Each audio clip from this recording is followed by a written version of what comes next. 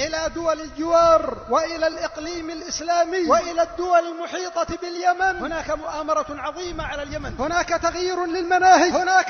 تحريف للعقائد، هناك جرف للهوية، هناك تلاعب بالتاريخ، هناك أعمال عدائية، هناك مؤامرة على الجيل القادم الذي سيحل محل هذا الجيل ليكون جيلا لا ينتسب إلى ماضيه ولا إلى عقيدته ولا إلى سلفه ولا إلى دينه ولا إلى عروبته ولا إلى مكارم أخلاقه ولا إلى تاريخه المشرق، لا يحفظ حرمة لجار ولا لقريب ولا لبعيد، وإنما يساق ويجند ويوجه توجيه من أعداء الإسلام ومن المنافقين ومن أهل الشر الذين لا يريدون باليمن ولا دول الجوار ولا الإقليم خيرا. فتيقظوا وتنبهوا، إذا تركتم اليمن واليمنيين للمؤامرات والمكر الكبار وكيد الليل والنهار فأنتم أول من يضيع، أنتم أول من يضيع، فربما كنتم الهدف الأول ويعد من يعد من اليمنيين ليكون سهاما في نحوركم وليكون نيرانا تحرق بلدانكم وليكون غصة في حلوقكم وليكون عونا للأعداء عليكم، مع أنه ولله الحمد لا زال في اليمن من العلماء والقادة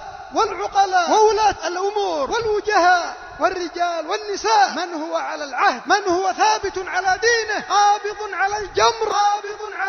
صابر على قلة ذات اليد، صابر على المعارك والمطاحن الاقتصادية والأزمات العظيمة المدمرة المزلزلة، صابر على انقطاع الكهرباء وقلة الدواء وقلة التعليم وقطع الطرقات، صابر على الجوع، صابر على الحصار، صابر على الغلاء، صابر على تدهور المعيشة لأجل دينه وعقيدته، فلله درهم وعلى الله